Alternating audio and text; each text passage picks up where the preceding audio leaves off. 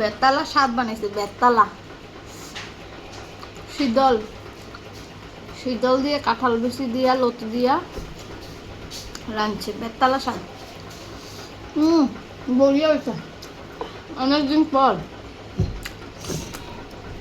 এটার স্বাদ মাছ মাংস ডিম এক সাইড, এটার স্বাদ এক সাইড।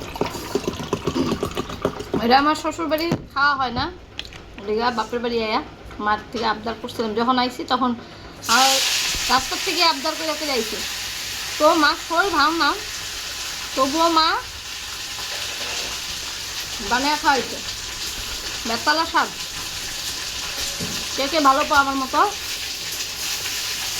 কাঁচা বিচি দিয়া রোটে দিয়া। আমার এক্সপ্রেশন দেখতে নিশ্চয় বুঝতেই পারছো, যারা ভালো জানে খাইতে এটা মর্ম এরাই বলবো।